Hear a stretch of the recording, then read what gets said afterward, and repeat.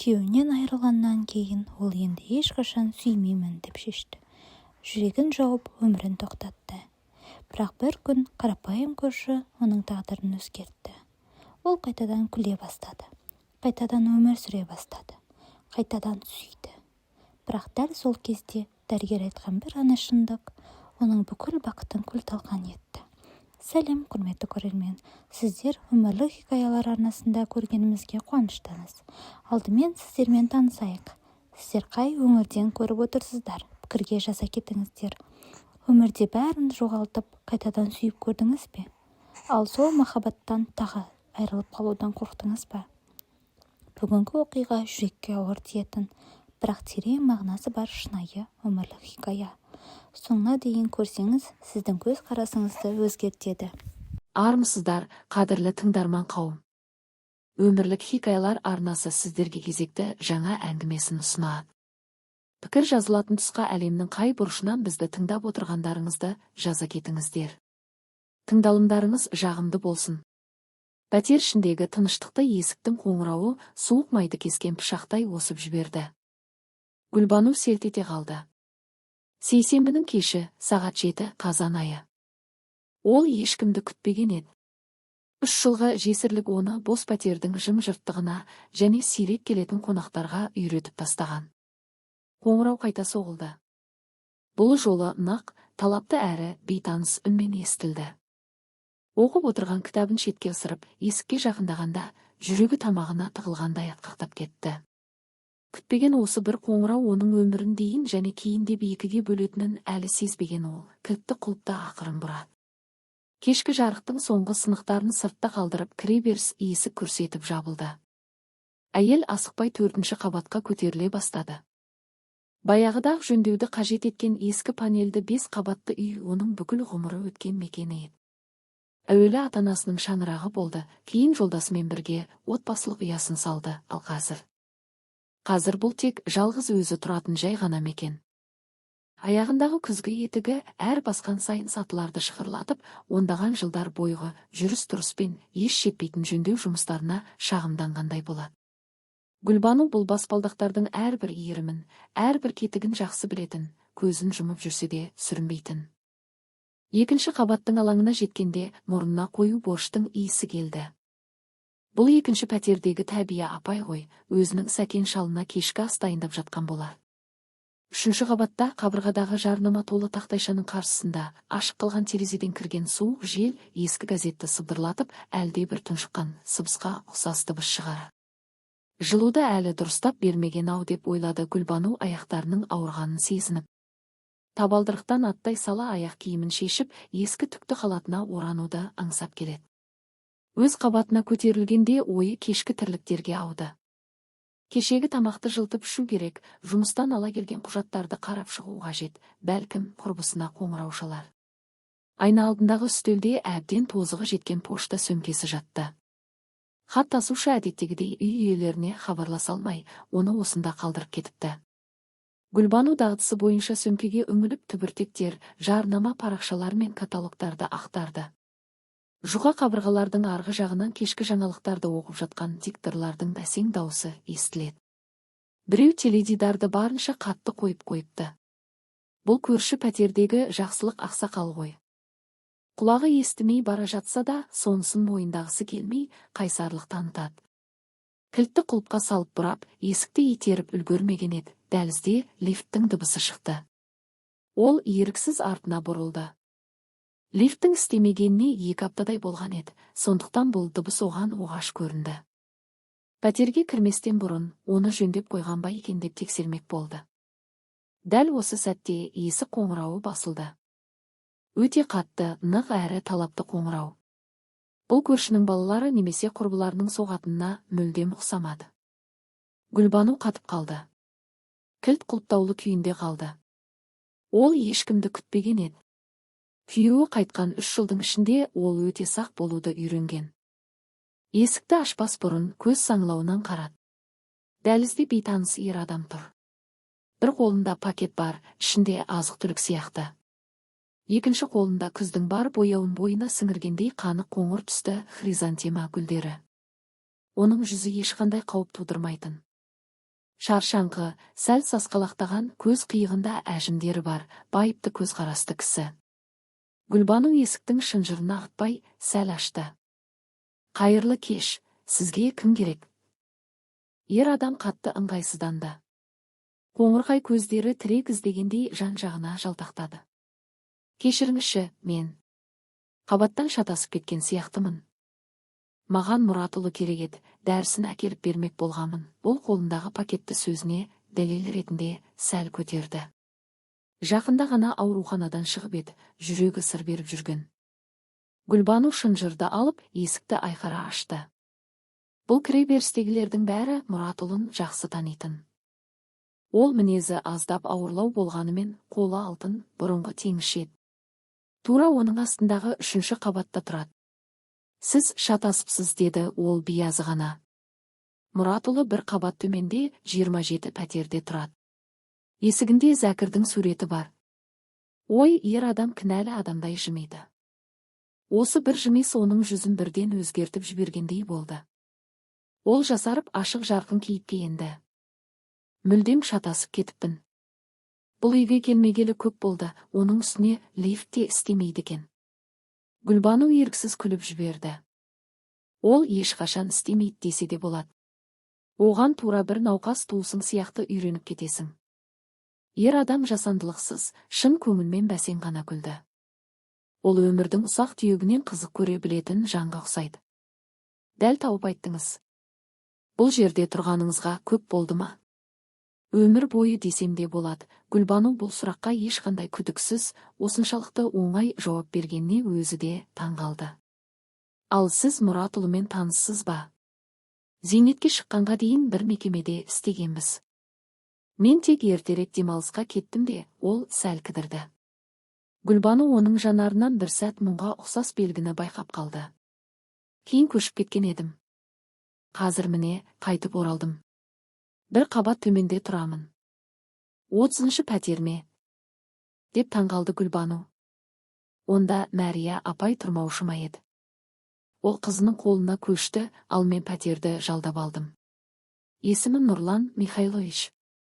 Ол қолын созған жоқ. Мұндай жағдайда ол әрекетінің орынсыз екенін түсінген болар, бірақ басын сәл иіп ілтипат білдірді. Гүлбану бақыт қызы деп жауап берді, ол да дәл сондай реңкпен. Бір сәтке екеуі де үнсіз қалды. Осы тыныштық арасында өрмекшінің торындай нәзік, бірақ сезілерліктей тылсым бір жіп тартылғандай болды. Дәліздің дыбыстары. Көшеде зулаған көліктердің гүрілі, жоғары қабаттағы біреудің қадамы, тіпті қабырға сыртындағы диктордың бір сарынды даусы да екінші планға сырылып қалды. Мен бара қояйын, деді тыныштықты бірінші болып бұзған Нұрлан Михайлович. Мұратұлы күтіп қалған болар. Мазаңызды алғаным үшін тағы да кешірім өтінемін. О, не дегеніңіз? Ешқандай мазасыздық емес, деді Гүлбану оны баспалдаққа дейін көзбен шығарып салып. Ол төмен түсе бастап еді, бірінші баспалдақта тоқтап артына бұрылды. Сіз жалғыз тұрасыз ба? Бұл сұрақ кенеттен қойылғандықтан Гүлбану бір сәтке сасып қалды. Кез келген басқа әйел болса, бұдан қауіп іздеп сақтана қалар еді. Бірақ оның сұрау мәнері сондай именіп биязы шыққандықтан ешқандай үрей тумады. Жалғызбын, деп қысқа қайырды ол. Бейтаныс жанға неліктен осыншалықты ашық жауап бергеніне өзі де түсінбеді. Нұрлан бірдеңені іштей түйгендей басын изеді. Мен де. Кешіңіз жақсы өтсін, Гүлбану бақыт қызы. Сізге де. Ол ер адамды бұрылысқа дейін көзбен шығарып салып, ақыры пәтеріне кірді. Есікті жапқан соң, өз көңіл күйіне үңіліп, жүрегінің әдеттегіден жиі соғып тұрғанын байқады. Бұл қорқынышта үрей емес, бір жеңіл, әлдеқашан ұмыт болған тәтті бір сезім сияқты еді. Ұзақ уақыттан бері алғаш рет оның кеші үйреншікті бір сарындылығынан арылды. Кешкі ас, радиодағы жаңалықтар, құжаттарды тексеру. Осының бәрін істеп отырса да, ойы әлгі күтпеген кездесуге, қоңыр дауысқа, шаршаңқы болса да, іштей жылуы бар жанарға және оның қолындағы хризантемаларға орала берді. Ол гүлдер супермаркеттік емес, метро маңындағы әжейлер сататын, күздің ашы иісі аңқыған қоңырқай гүлдер еді. Нұрлан Михайлович деп дауыстап айтып көрді, ол бұл есімнің қалай естілетінін байқап. Сол сәтте беті ду ете қалды, өзін 47-де емес, қайтадан 18-ге келгендей сезінді. Кейінірек төсегінде жатып терезе сыртындағы жел айдаған күзгі жапырақтардың сыбдырын тыңдап жатып, Гүлбану ертең оны тағы да жолықтырып қалуым мүмкін-ау деп ойлады. Осы бір ой кеудесіне жеңіл, салмақсыз бір жылу ұялатты. Бұл түнде пердені жабуды ұмытып кеткенде, таң шапағының бөлмені ақырындап толтырғанындай әсер ет. Ол ұзақ уақыттан бері алғаш рет жүзінде жылы жымеспен ұйқыға кетті. Келесі күні таңертең Гүлбану Бақыт қызы айна алдында әдеттегіден ұзағырақ тұрып қалғанын байқады. Шашын түзеп, сұр костюміне түрлі орамалдарды қиыстырып көрді. Төменгі қабаттағы көршісін көріп қалармын деген үмітпен осылай жасап жатқанын өзіне өзі мойындағысы келмеді. Есікті ашқанда дәлізден шыққан дыбыстарға жас қызша толқып құлақ түрді. Сол күні де, келесі күні де күтпеген кезі болады. Үшінші күні баспалдақпен түсіп келе жатып, Нұрланның пәтерінің есігі сәл ашық тұрғанын көрді. Іштен бәсең ғана классикалық музыка естіліп жатыр еді. Бұл әуенді ол радиодан жиі еститін. Шәмшінің әндеріне ұқсайтын бір әуезді күй сияқты. Осылайша бір апта күтумен өтті. Ақыры бір күні таңертең пошта жәшіктерінің жанында онымен бетпе-бет келді. Қайырлы таң, Гүлбану Бақыт қызы. Оның дауысы кеше ғана көріскендей өте жылы шықты. Қайырлы таң. Гүлбанудың жүзіне қуаныш ұшқыны қалай үйірілгенін өзі де аңғармай қалды. Нұрлан басын төмен салып түбіртектерін қарап тұрды. Терезеден түскен таңғы нұрдан Гүлбану оның самайына ақ кірген қоңыр шаштарын, қастарының арасындағы өмір тауқыметінің ізі іспетті тік әжімді байқады. Қалай орналасып жатырсыз?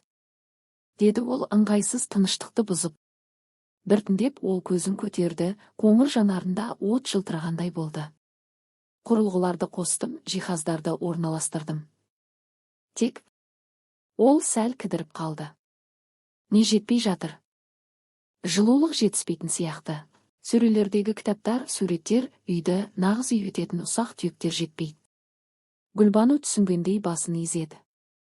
Айналаңда қажетті заттың бәрі болса да, бірдеңенің жетіспей тұратынын ол да жақсы білетін. Мысық асырап алыңыз деп кеңес берді де, өстік мінезінен өзі ұялып қалды.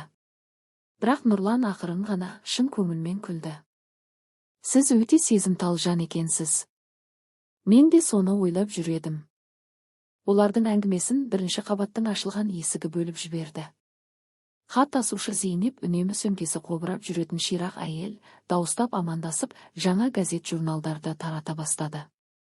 Мен барайын, жұмысқа кешігіп барамын деп Гүлбану шығуға ыңғайланды. Күніңіз сәтті өтсін, деді Нұрлан. Гүлбануға оның көзқарасы есіктен шыққанша артынан шығарып салғандай көрінді. Кездесулер жиілей түсті. Пошта жәшіктерінің қасында ауа райы туралы айтылатын бір екі ауыз сөз, жұмыстан қайтқанда баспалдақ үстіндегі кездейсоқ ұшырасулар. Әр жолғы осындай қысқа әңгімелер Гүлбанудың жанында суық күнде ішкен ыстық шайдай жылы із қалдыратын.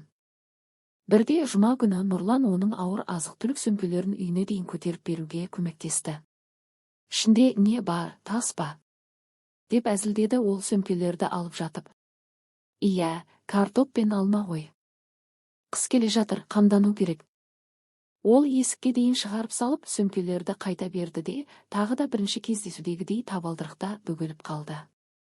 Менің ас үйдегі шүмегім тамшылап жүреді, деді, кенет Гүлбану өз батылдығына өзі таңғалып. Қарап бере алмас па екенсіз? Ол жас баладай қуана жымиды. Әрине, қашан ыңғайлы. Қазірде қарап беруге болады. Гүлбану есікті айқара ашты. Кіріңіз. Шай дайын, өзім пісірген білдірген тосабы да бар. Ас үйдегі сағат кешкі 7-ні көрсеткенде, Нұрлан жемпірінің жеңін түріп тастап, құрал саймандармен раковинаға үңіліп жатты. Оның күстенген саусақтары, мықты қолдары нық қозғалатын. Гүлбану оның әрбір шебер қимылына қарап, көз алмай тұрып қалғанын байқады.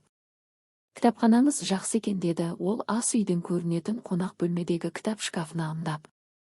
Мұхтар Әуезов пен Ілияс Есенберлинді байқап қалдым, менің сүйікті авторларым. Бұл әке-шешемнен қалған мұра, деді Гүлбану серванттан шеті көк өрнекті ескі фарфор сервизін шығарып жатып. Олар әдебиетті қатты жақсы көретін, әсіресе әкем. Ал қайда жұмыс істейсіз? Деп сұрады Нұрлан соңғы бұранданы бекітіп жатып. Аудандық әкімшілікте іс қағаздарын жүргізушімін. Қағаз ақтарып отырамын ғой, ол өз кәсібінің тым қарапайымдылығы үшін кешірім сұрағандай иығын-қиған еткізді. Есесіне, тұрақты жұмыс деді ол қолын сүлгімен сүртіп. Ал мен бүкіл ғұмырымды техникамен өткіздім. Радиоаппаратура жөндедім, кейін шеберханада істедім, қазір зейнеттемін.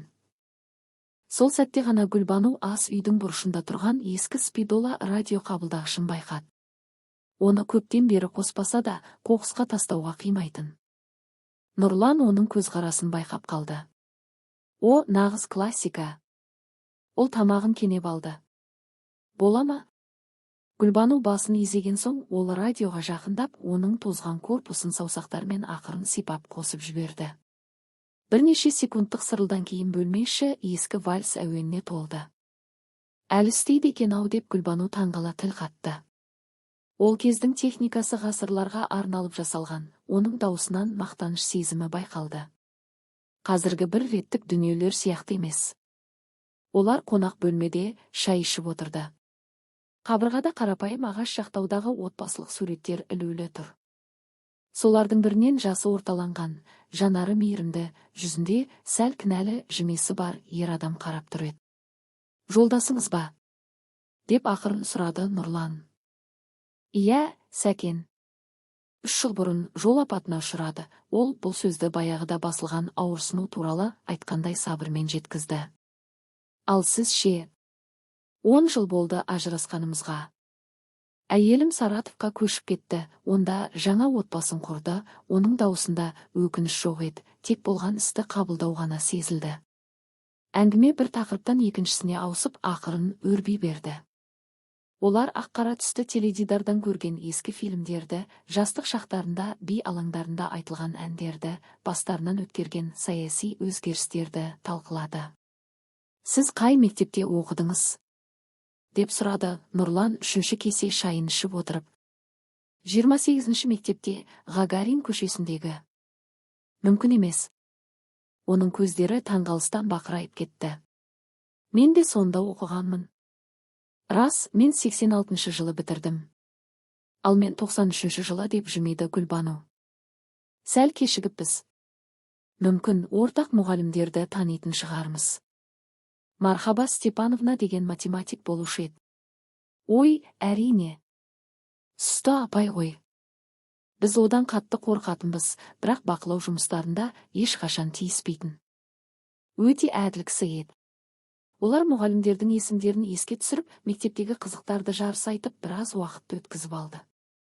Кенет Нұрлан қабырғадағы сағатқа қарап кілт тоқтады. Ой, сағат 11 болып қалыпты ғой. Уақыттың қалай өткенін байқамай қалыппын. Гүлбану да таңғалды. Әңгімемен отырып, кештің қалай зымырап өткені сезілмей де қалған екен.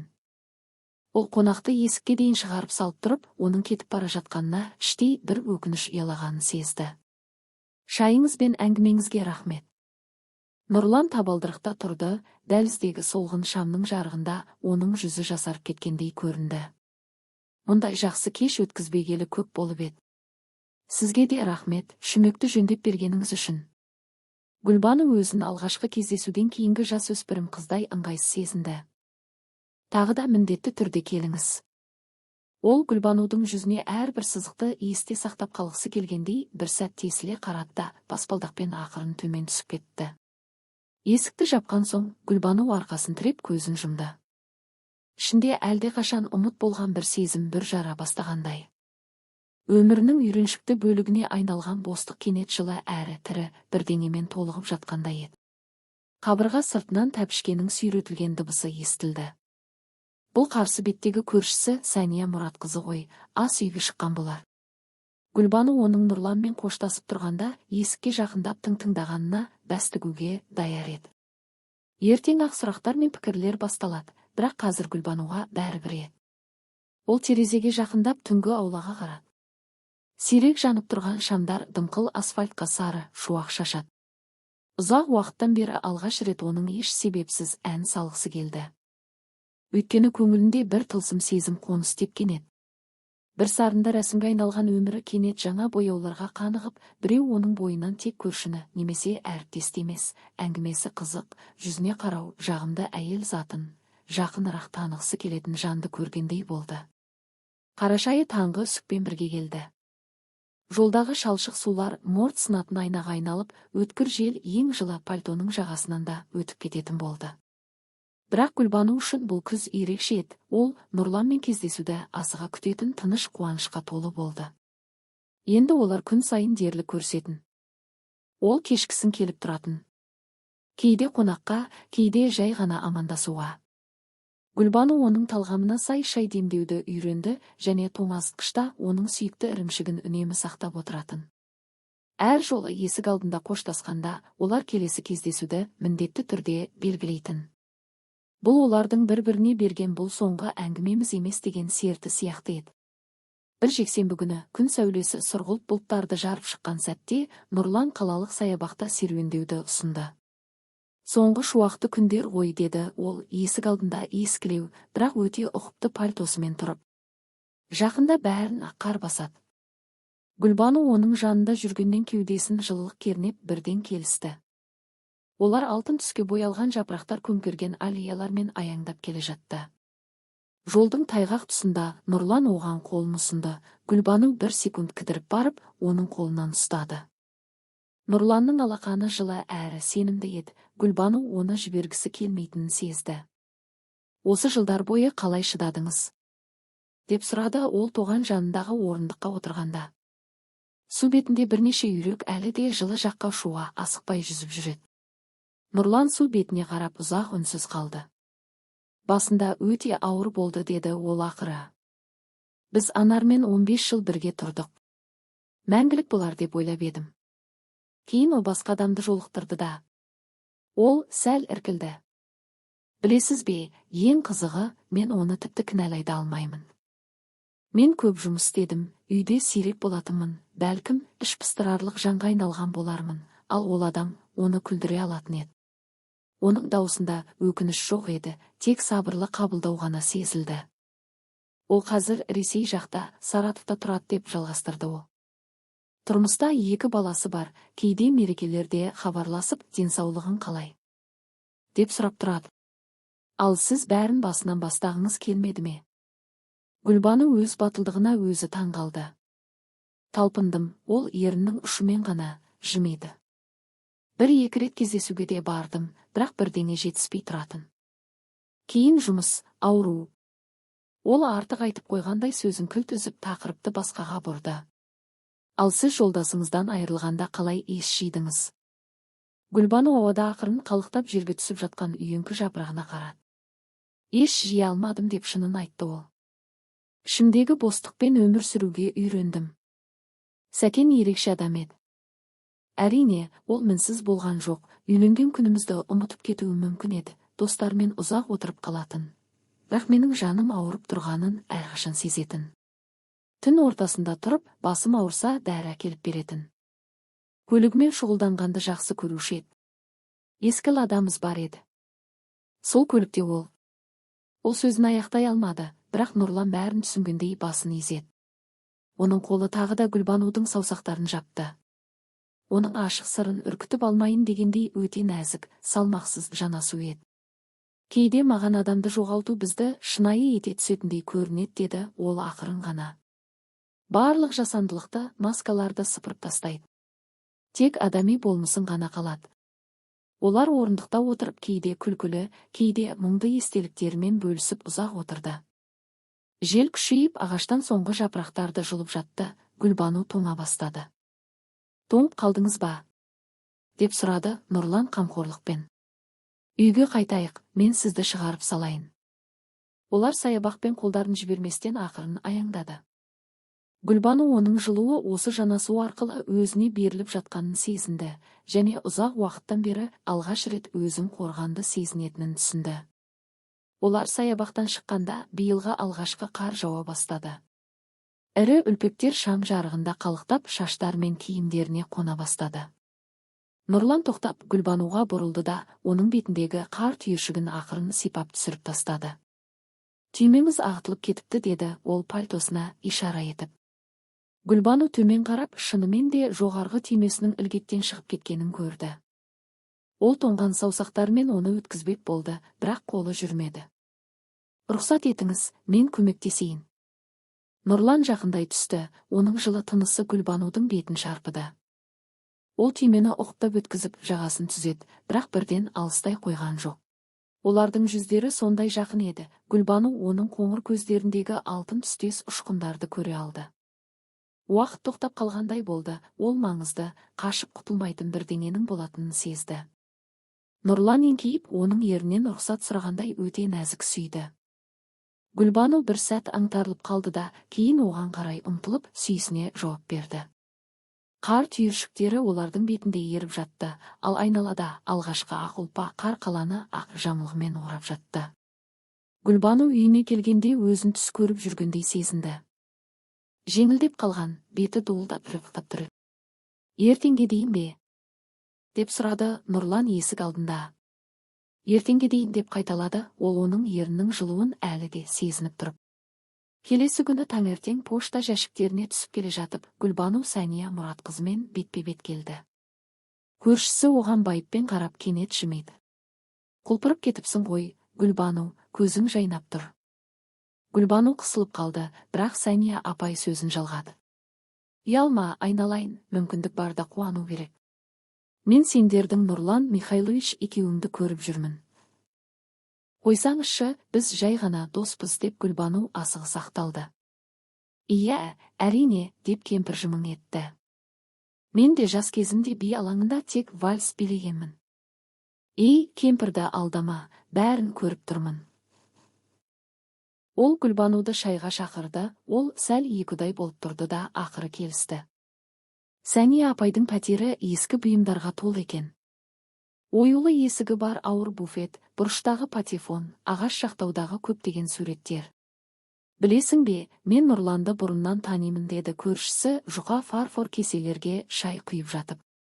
Ол бұрын ата-анасымен көрші үйде тұратын. Жақсы бала еді, жуас, ойшыл болатын. Кейін үйленіп көшіп кетті, ал ажырасқан соң қайтып оралғанда мүлдем басқа адам болыпты, іштей сөніп қалғанда еді.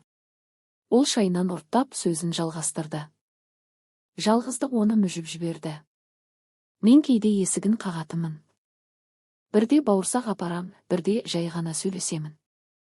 Ол әрқашан ілтипатты, бірақ көзі сондай бос, мұңлы еді, ал қазір міне қайтадан нұрлана бастады. Гүлбану бұл сөздерден жүрегі жылып тыңдап отырды. Бірақ Сәния апайдың келесі сөзі оның төбесінен жай түсіргендей болды. Тек денсаулығы сыр беріп жүргені өкінішті. Былтыр жедел жәрдем келіп әрең аман алып қалды. Жүрегі өте нашар. Не дейсіз? Гүлбану кесені ұстаған күйі қатып қалды. Ол маған ештеңе айтқан жоқ. Иә, ол ешкімге айтпайды, деп күрсінді кейуана. Намысы мықты. Бірақ мен оны қалай алып кеткенін көрдім. Жүрегінің ишемиясы асқынып кеткен. Дәрігерлер өзіңді күтуің керек депті. Әңгіменің қалған бөлігін Гүлбану естімеді десе де болады. Көз алдына боп-боз болған Нұрланның зембілде жатқаны және жедел жәрдемнің ашы дауысы елестеді. Өз пәтеріне оралғанда ішінде бірдеңе үзіліп кеткендей болды. Ол диванға отыра кетіп, дірілін баса алмай иығын құшақтады. Естеліктер жаңа күшпен лап қойды. Сәкен көз жұмған аурухананың аппақ қабырғалары, дәрі иісі, аппараттардың бір сарында дыбысы, сосын тыныштық. Қорқынышты, құлақ тұндырарлық тыныштық. Расында да тағдыр оған осының бәрін қайтадан бастан өткертпек пе? Енді ғана өміріне бояу кіріп, жүрегі үрейден емес, толқыныстан соға бастағанда. Тағы да жоғалту қаупі. Кешкісін Нұрлан есігін қақты, бірақ Гүлбану басым ауырып тұр деген сылтаумен оны ішке кіргізбеді. Есік сыртында тұрып, оның мазасызданған даусын естіді. Мүмкін дәрі әкелейін немесе дәрігер шақырайын ба? Жоқ, рахмет, деді ол көз жасын әрең тыйып. Жай ғана жатып демалсам болды, ертең сөйлесерміз. Ол Нұрланның тағы бірнеше секунд тұрып, кейін ақырын төмен түсіп кеткенін естіді. Тек сол кезде ғана өксіп жылап жіберді. Жалғыздықта мұңын басуға үйренген адамдарша үнсіз, егіліп жылады. Гүлбану түн бойы ұйықтамай, бөлме ішінде ары-бері жүрумен болды. Жоғалту қорқынышымен жанында бір жарған сезімнің қуаты арпалысып жатты. Ол олардың әңгімелерін, оның мейірімді жанарын, қолының жылуын есіне алды. Ол қорқыныш үшін осының бәрінен қалайша бас тартпақ. Және оның орнына шешім қабылдауға құқығы бар ма еді. Таңертең Гүлбану Нұрланмен ашық сөйлесу керек екенін түсінді. Оның денсаулығы туралы шындықты біліп, өз қорқынышын айтуы қажет. Олардың жүректерінің бірі ертерек тоқтап қалуы мүмкін екенін біле тұра, осы сезімге бас тігуге дайын ба, соны шешуі керек. Таң шапағына қарап отырып, ол өміріндегі ең басты нәрсені бақыттың қаншалықты өлшеп берілгенін есептемей, оны дәл қазір, осы жерде қабылдауды үйренбегенін түсінді. Бәлкім бұл сабақталатын кез келген болар. Желтоқсан айы қаланы мамық қармен орап тастады. Аяздан ауада кіп-кішкентай мұз қиыршықтары шам жарығында жарқырап, үй терезелері гирляндалар мен қолдан жасалған қар ұлпаларымен жылу шашып тұрды. Жаңа жыл үміт пен жаңа бастамалар уақыты жақындап қалған еді. Бірақ Гүлбанудың көңілі алаң еді. Сәни апаймен сөйлескеннен кейін ол Нұрланнан алшақтай бастады. Шайға сирек шақыратын болды, жұмыстан шаршадым дегенді сылтауратты. Ол Нұрланның көзінен түсінбестікті көрсе де, түсіндіруге батылы жетпеді. Нұрлан да өзін тұқпалаған жоқ, бірақ шегінген де емес. Бірде кешкісін Гүлбану жұмыстан оралғанда, пошта жәшігінде кішкене пакет тұрғанын көрді. Ішінде Мұхтар Әуезовтің ескі басылымы, парақтары тозған, арасында кепкен үйеңкі жапырағы бар кітап екен. Бірінші бетінде ұқыпты қолмен жазылған хат бар еді. Кейде адамдар арасындағы үнсіздік сөзден де ашы болады, бірақ мен бәрібір сенімен сөйлесуден үміттімін. Гүлбану бұл жолдарға ұзақ қарап, қалам ұстаған қолдың жылуын сезгісі келгендей әріптерді саусағымен сипады. Ол бұдан әрі қашалмайтынын түсінді. Сөйлесу керек еді. Сол күні кешкісін ол Нұрланның есігін қақты. Ол оны күтіп отырғандай бірден ашты. Оның көзінен таңғалыс пен тыныш қуаныш байқалды. Кір. Ол жол беріп Гүлбануды ішке өткізді. Гүлбану оның үйіне бұрын соңды кірмеген еді. Үй іші қарапайым, бірақ өте жайлы екен. Шотланд өрнекті жамылғысы бар ескі диван, қабырға бойындағы кітап сөрелері, бірнеше табиғат суреттері. Үстел үстінде көзілдірікпен ашық қалған кітап жатыр. Ол жаңа ғана кітап оқып отырған сияқты. Бөлме бұрышында радио қабылдағыш классикалық музыканы ақырын ғана ойнап тұр. Мысық асырап алған екенсіз ғой, деді Гүлбану терезе алдында ұйықтап жатқан сары марғауды көріп. Иә, деп жымиды Нұрлан. Баспанадан алдым, атын Сарыбас қойдым, бірақ ол тек тоңазытқыш ашылған дыбысқа ғана жауап береді. Екеуі де күліп жіберді, арадағы ауырлық сәл де болса сейілгендей болды. Бірақ кейін Нұрлан байсалды кейіпке енді. Гүлбану, не болып жатыр? Соңғы 2 аптада менен қашып жүрсің. Мен бірдеңені бүлдіріп алдым ба? Ол басын төмен салып, жоқ дегендей шайқады. Жоқ, сенің еш кінәң жоқ. Тек, ол сөзін таба алмай іркілді де, кенет батыл сөйледі. Неге маған жүрегің туралы айтпадың? Нұрлан қатып қалды. Оның жүзінде бір сәт түсіністік көлеңкесі жүріп өтті. Сәни апай айтты ма? Деп сұрады ол ақырын ғана. Иә, ол былтыр сені жедел жәрдем алып кеткенін көріпті. Ол күрсініп креслоға отырды да Гүлбануға да отыруға ишара етті. Мен саған айтпақшы едім, деді ол. Тек ыңғайлы сәтті күттім, сені қорқытып алғым келмеді. Ал керісінше болды, деді Гүлбану мұңайып. Нұрлан оның көзіне тура қарады. Жүрегім ауырады, Гүлбану. Ишемия, оның үстіне аритмиясы тағы бар. Дәрігерлер ұзақ өмір сүресің деп уәде бермейді, бірақ мен дәрі ішіп айтқандарын істеп жүрмін.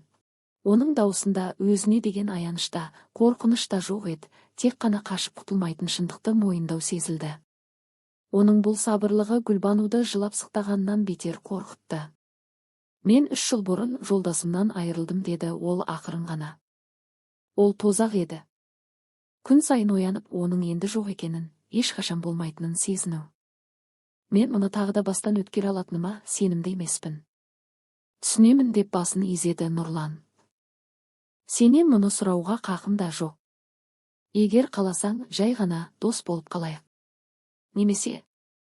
Ол сәл кідірді. Менің өмірімнен мүлдем кетіп қалуыма болады.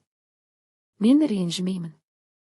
Оның сөзінде кінәлау емес, шынайы қамқорлық бар еді, бұл Гүлбанудың жанын елжіретіп жіберді. Не істерімді білмеймін деп мойындады ол.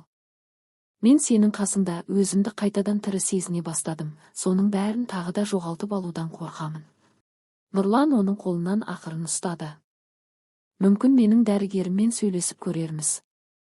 Сания Мұратқызы тамаша маман. Ол менен гөрі жақсырақ түсіндіріп береді. Қалалық аурухананың кардиология бөлімі дәрі-дәрмек пен антисептик иісімен қарсы алды. Гүлбану еріксіз түршігіп кетті. Ауруханалар оның бойында әрқашан үрей мен жиіркеніш тудыратын. Дәл осындай дәлізде отырып Сәкен туралы хабар күткен естеліктері әлі де жаңа еді. Сания Мұратқызы қысқа қиылған шашы бар, өткір жанарлы шағын денелі әйел екен. Ол Нұрланды ескі танысындай қарсы алып, Гүлбануға қызығушылықпен қарады. Қасыңызда қолдаушыңыз барын көріп қуанып тұрмын, Нұрлан Михайлович деді, дәрігер оларды отыруға шақырып. Денсаулығыңыз қалай? Тынысым тарылады. Тек баспалдақпен көтерілгенде ғана деп жауап берді ол. Бірақ мен қазір сіз айтқандай асықпай жүремін. Сания Мұратқызы басын изеп, жанарын Гүлбануға бұрды. Сіз Нұрлан Михайловичтің жағдайы туралы шындықты білгіңіз келе ме? Иә, деді Гүлбану нық дауыспен. Барлық шындықты. Дәрігер оған айтылатын сөзді естуге дайын ба дегендей тесіле қарап алды да басын изеді. Нұрлан Михайловичтің жүрек ишемиясының ауыр түріне шалдыққан. 1 жыл бұрын стенокардияның қатты ұстамасы болып инфарктқа шақ қалды. Содан бері біз оның жағдайын тұрақты ұстап тұруға мүмкіндік беретін терапияны таңдадық. Ол сөзін сабақтай түсті. Сізді алдамай-ақ қояйын, инсульт немесе инфаркт алу қаупі өте жоғары. Бірақ дұрыс режим сақталса, дәрілер уақытылы ішілсе және қатты стресс болмаса, әлі талай жыл өмір сүруге болады. Менің тәжірибемде осындай диагнозбен ондаған жылдар бойы толыққанды өмір сүріп жатқан емделушілерім бар. Ал кейбіреулері кенеттен кетіп қалады деп ақырын қосып қойды Нұрлан. Сания Мұратқызы дауласқан жоқ. Иә, ондай да болады, бірақ мен сіздің соңғы айларда қалай өзгергеніңізді көріп тұрмын, Нұрлан Михайлович. Көзіңізде өмірге деген құштарлық пайда болды. Бұл дәрі-дәрмектен де маңызды. Ол Гүлбануға бұрылды. Білесіз бе, мен өз тәжірибемде жалғыздық пен өмір мәнінің жоқтығы кез келген аурудан тез өлтіретінін, ал махаббат пен қамқорлықтың нағыз ғажайыптар жасайтынын жиі көремін. Ауруханадан шыққанда сыртта қас қарайып қалған еді, ақырын қар жауып тұрды. Шам жарығында олар жұлдызды жаңбырдың астында келе жатқандай көрінді. Гүлбану дәрігердің сөздерін ой елегінен өткізіп үнсіз келе жатты. Не ойлап келесің? Деп сұрады Нұрлан аялдамаға жақындағанда. Өмірдің ешқандай кепілдік бермейтінін ойлап келем деп жауап берді ол. Маған да, саған да, ешкімге де. Кешкісін Гүлбанудың есігін Сания Мұратқызы қақты. Қолында майлықпен жабылған қолдан пісірілген печеньесі бар. Шай ішейік деді кейуана. Оның көзінен Гүлбану түсіністікті көрді. Олар ас үйде жайғасты. Терезе сыртында қар ұлпалары ақырын қалықтап, ернеуге аппақ мамық болып қонып жатты. Сәния апай кесесіндегі қантты араластырып отырды, қасық фарфор қабырғасына соғылып, ақырын сыңғырлайды. Сенің Нұрланмен дәрігерге барғаныңды білемін деді ол ақыра. Оны баспалдақта жолықтырғанымда өз айтты. Гүлбану басын изеді. Иә, мен шындықты білгім келді. Енді қорқып жүрсің бе? Деп сұрады кейуана байыппен. Әрине, қорқамын. Мен бұрын жақын адамымнан айырылғамын. Бұл өте ауыр. Сәния апай кесесін шетке қойып Гүлбанудың қолынан ұстады. Айналайын, мен ұзақ өмір сүрдім, күйеуімді, ұлымды, талай достарымды жерледім. Білесің бе, мен не түсіндім? Бостықта өткен 10 жылдан көрі, махаббатпен өткен жарты жыл артық. Оның әжімді саусақтары Гүлбанудың қолын қаттырақ қысты. Менің шәрібім қатерлі ісіктен өліп бара жатқанда, біз өте аз уақыт қалғанын білдік. Дәрігерлер бізге 3 ай ғана уақыт берді. Сол айлар біздің өміріміздегі ең мазмұнды уақыт болды. Біз уақытымызды бос нәрсеге, өкпе ренішке, ұсақ түйекке жұмсаған жоқпыз. Әр күн біз үшін сый еді. Ол өткен күннің бейнелерін көргендей қабырға қарап, сәл үнсіз қалды. Кейін мен 10 жыл жалғыз өмір сүрдім. Маған сенші, кейде сүйікті адаммен өткізген бір күн сол жылдардың бәріне татиды. Гүлбану талай жоғалтуды бастан өткерсе де, жүрегінде жылулық пен даналықты сақтап қалған осы кіп-кішкентай, нәзік әйелге қарап отырып, ішінде бір нәрсенің өзгеріп, өз орнына түскенін сезді. Рахмет, деді ол ақырын ғана, Сәния апайдың қолын қысып. Нұрлан оны кіре берісте күтіп тұр еді. Ол тұтқаға сүйеніп жауып тұрған қарға қарап тұрды. Гүлбанудың аяқ дыбысын естіп бұрылғанда, оның көзінен Гүлбанудың кез келген шешімін қабылдауға дайын үміт пен сабырды көрді. Мен күні бойы ойландым, деді Гүлбану оның жанына жақын келіп. Мен енді қорыққым келмейтінін түсіндім. Ол суық ауаны терең жұтты. Мен сенімен бірге боламын. Бізге қанша уақыт берілді? 1 апта ма, 1 ай ма, 1 жыл ма, әлде 30 жыл ма, маңызды емес. Тек қазіргі сәт қана маңызды. Нұрлан оған қарай бір қадам жасап, оны өміріндегі ең қымбат қазынасындай аялай, бірақ қатты құшақтады. Бәлкім солай да шығар. Мен саған ұзақ өмір сүруге уәде бере алмаймын, деп сыбырлады. Ол оның шашынан иіскеп, бірақ жүрегім соғып тұрғанша, сені шын жүрегіммен сүюге уәде беремін. Олар жапалақтап жауған қардың астында құшақтасып тұрды. Гүлбануға олардың жүректері бірдей емес, бірақ үндес соғып тұрғандай сезілді.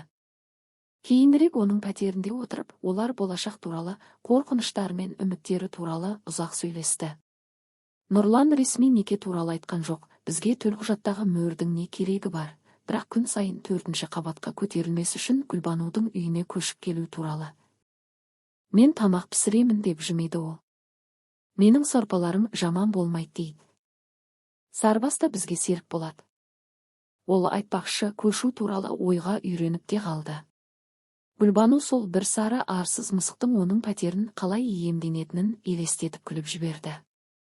Бойындағы қорқыныш біртіндеп сейіліп, оның орнын дұрыс таңдау жасағанына деген тиянақты, сабырлы сенім басты. Түн ауғанша олар ас үйде қол ұстасып, болашақтың қарапайым жоспарларын құрып отырды. Бірге таңғы ас дайындау, демалыс күндері саябаққа бару, жақсы көретін кітаптарын дауыстап оқу туралы сөйлесті. Нұрлан оның бетінен ақырын сипат. Білесің бе, ең қызығы не? Мен өмір бойы жалғыздықта өлуден қорыққан едім, ал қазір ең бастысы жалғыз емес өмір сүру екенін түсіндім. Гүлбану оның алақанына бетін басып көзін жұмды. Сол сәтте уақыт тоқтап қалғандай болды. Ол өзін ешқашан мұндай бақытты әрі сондай сабырлы сезінген емес. Маусым айының таңы ас үйді күн нұрына бөледі. Жеңіл жел перделерді желпіп, гүлдеген жүке ағашы мен күнге қызған асфальт иісін әкелді. Терезе алдында қызанақ көшеттері салынған пластик стақандар қатар тұр. Кішкентай болса да, мықты өсімдіктер нәзік сабақтармен күнге ұмтылады. Гүлбану кеселерге шай құйып жатты, ал Нұрлан үстел басында блокнотына жазбалар түсіріп отыр еді. Демек, Сәкенмен көршісі сәрсенбіге келістіңіз бе? Деп сұрады ол кесені алдына қойып. Ол бізді саяжайға апарып тастайды. Иә, сағат 10-да келемін, деді. Нұрлан шайдан ұрттап басын изеді. Ол жақта қазір сұлулық дейді. Сирен гүлдеп кетті, бірақ жасмен дәл қазір жайнап тұр. Ол Гүлбануға мейірлене жымиды. Осы жасымда бау-бақшамен айналсамын деп еш ойламаппын, бірақ сенімен бірге тамыр жайын келеді. Гүлбану оның қолынан ақырын ұстады. Маған да солай, әсіресе осыншама жылғы жалғыздықтан кейін. Өткен айлар ішінде олардың өмірі бірлескен тұрмыстың жайлығына толды. Нұрлан қаңтар айында Гүлбанудың пәтеріне көшіп келген еді. Өзімен бірге санаулы киімдерін, кітаптарын және, әрине, сарыбас мысықта келді. Олардың өз кішкентай рәсімдері пайда болды. Таңғы шай, демалыс күндері серуендеу, кітап оқу кештері. Ол креслода, Гүлбану диванда, бірақ әрқашан қатар, әрқашан бірге. Нұрлан дәрілерін ішуді жалғастырды. Ай сайын Сания Мұратқызына қаралып тұрды, оның денсаулығы жақсара түскендей көрінетін. Мұның бәрі махаббат қой деп Сания апай, көршісі, оларға шайға келгенде күліп қоятын. Гүлбанудың өзі де өзгерді. Жүрісі жеңілдеп, жанарынан ішкі нұр пайда болды. Тіпті үйреншікті сұр мен қара киімдердің орнына ашық түсті көйлектер кие бастады. Жұмыстағы әріптестері оның өзгерісіне таңғалатын. Гүлбану Васильевна, сіз жасарып кетіпсіз ғой. Бірақ ең бастысы, ол ертеңгі күннің қорқынышын ойламай, әр күнге қуануды қайта үйренді. Бақыт ұсақ түйекте деп Нұрлан жиі айтатын, Гүлбану оның қаншалықты шындық екенін түсінді.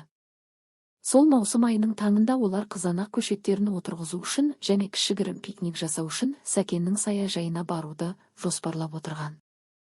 Гүлбану нан турап жатты. Нұрлан қажетті құралдардың тізімін жазып жатқан еді. Қыркүйекте егін жинағаннан кейін теңізге де баруға болады деді ол кенет. Қалай ойлайсың, бақыт мезгілінде ол жақсы, тыныш болатын шығар. Сіз бұрын алысқа жүргенді ұнатпаушы едіңіз ғой деп Гүлбану таң қалып, оның алдына нан салынған тәрелкесін қойды. Бұрын ұнатпайтынмын деп келісті ол. Бірақ сенімен бірге бүкіл әлемді көргім келеді. Ол үстелдің ар жағынан оған жымиып қарады. Дәл сол сәтте осы айлар бойы екеуі де іштей қорыққан жағдай орын алды. Нұрланның жүзі кенет өзгеріп кетті. Күтпеген бір нәрсені көргендей жүзінде таңғалыс пайда болды. Қалам саусақтарының арасынан сусып түсіп үстелмен домалап еденге құлады. Ол бірдеңе айтқысы келді, бірақ тілі күрмеліп қалды. Тамағынан тек түсініксіз бір дыбыс шықты. Гүлбану не болып жатқанын бірден түсінді. Бойы мұздап кетсе де, қолы өздігінен байбаламсыз нық қимылдады. Орындықты ысырып тастап телефонға ұмтылды да 103 нөмірін терді. Еркек адам, 52 жаста, инсульт болуы мүмкін, есінде, тыныс алып жатыр. Ол мекенжайды айтқанда дауысы бір қалыпты естілді. Иә, мен есікті ашып қоямын. Өтінемін, тезірек келіңіздерші. Ол орнынан тұрмақ болып, бірақ тепе-теңдігін ұстай алмай жатқан Нұрланға қайта оралды. Гүлбану оның басының астына диваннан жастық әкеліп ақырын еденге жатқызды. Сабыр ет, жаным, қозғалма деп сыбырлады ол оның қолынан ұстап.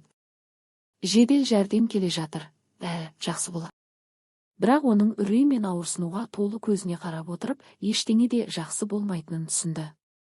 Сонда да сабырлы, сенімді дауыспен сөйлеуін тоқтатқан жоқ. Оның бетінен сипап, маңдайындағы терді сүртті. Анасы оның кішкентай кезінде ауырғанда істеткендей суды аз-аздан ұрттатты. Жедел жәрдем 12 минутта жетті. Дәрігерлер жылдам әрі кәсіби қимылдады. Тамшылатқыш, оттегі маскасы, зембіл. Дәрігерлердің бірі Гүлбануға қысқа қарап өтті. Әйелсіз бе? Иә деп жауап берді ол ойланбастан. Сол сәтте бұл жалғыз дұрыс жауап сияқты көрінді. Бірінші қалалық аурухананың неврология бөліміне апарамыз. Құжаттарын алып, сонда келіңіз. Ол Нұрланды алып бара жатқан зембілді жанарымен шығарып салып басын изеді. Есік алдында Сәния апаймен көршісі соқтығысып қалды. Кейуана үрейлі жүзбен қолын кеудесіне басып тұр екен. Не болды? Жедел жәрдемді көріп едім. Инсульт деп қысқа қайырды Гүлбану Нұрланның сөмкесімен құжаттарын ұстап. Жүріңіз менімен, апай, мен жалғыз баруға қорқамын. 3 күн Гүлбану үшін бір шексіз қорқынышты түстей өтті.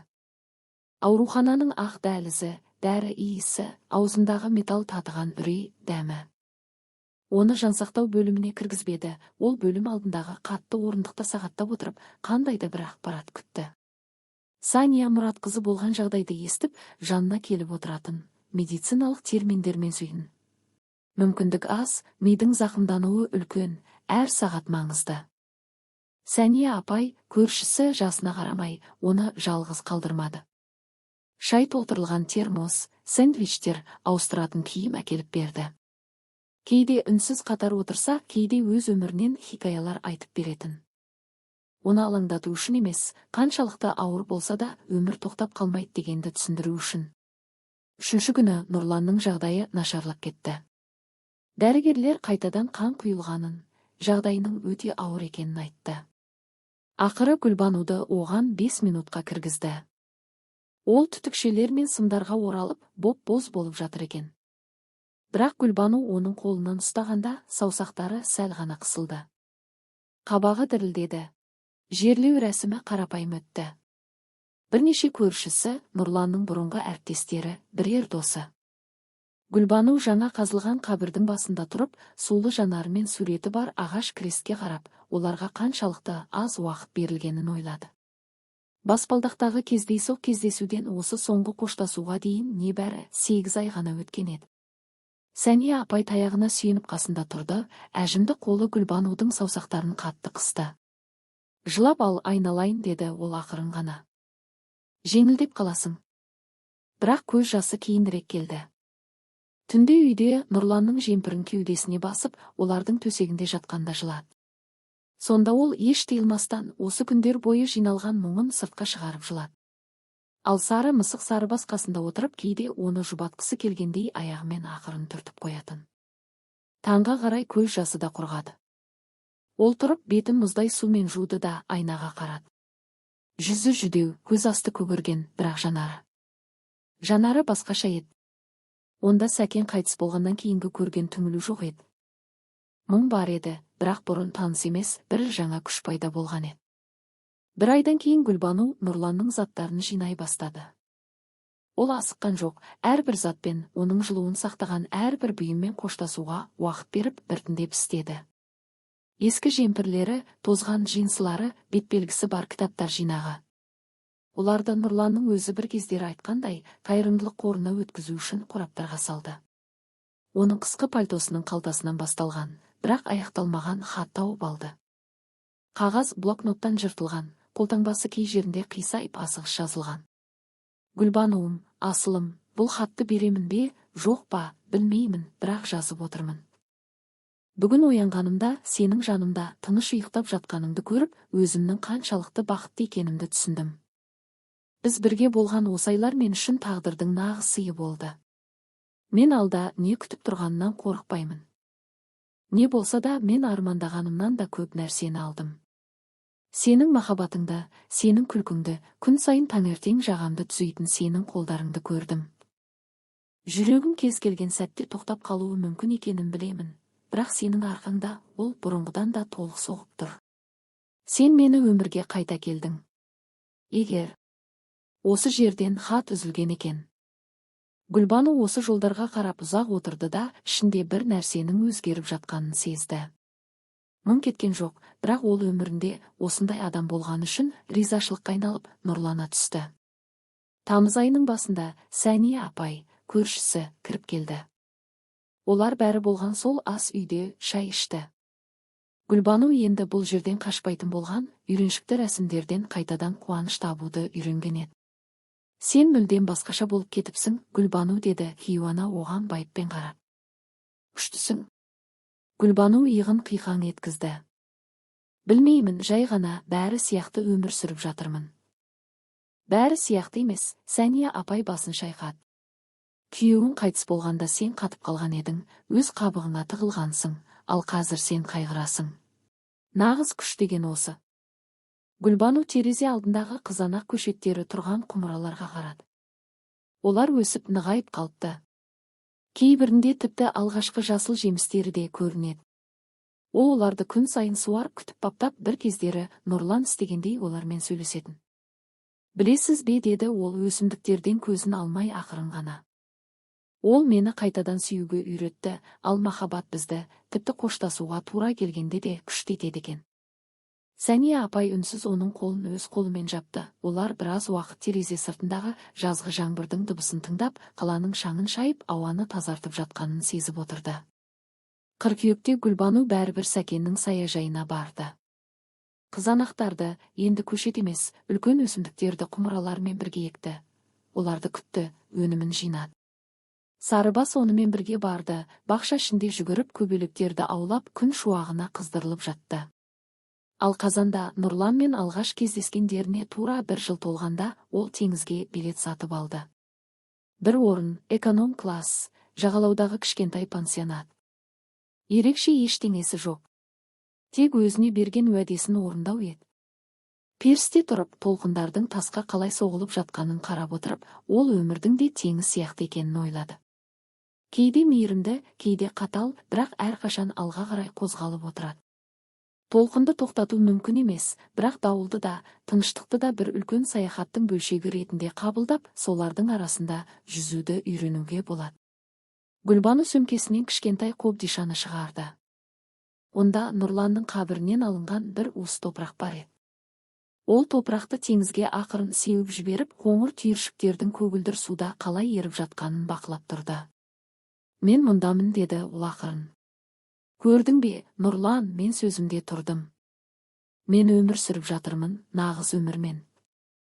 Жел оның сөзін іліп әкетіп, теңіз бен аспан бір шексіз көкжиекке ұласқан алысқа қарай алып ұшты. Гүлбану тұзды ауаны терең жұтып біраз тұрды да, сосын пирспен ақырын кейін қайтты. Оны алда кішкентай теңіз жағалауындағы қалашық, жаңа көшелер, жаңа адамдар, және енді ол өз күшін нақты білетін тұтас бір өмір күтіп тұр еді. Ол күш жоғалтудан қорықпауда емес, соған қарамастан қайта-қайта сүюге батылдық табуда еді. Әлемді, адамдарды және өмірдің өзін барлық көріністерімен сүюде еді. Өйткені кейде 8 айлық махаббат жылдар бойғы бос тіршіліктен артық болады, ал сүйікті адамың туралы естелік ауыр жүк емес, әрі қарай ұшуға көмектесетін қанатқа айналуы мүмкін.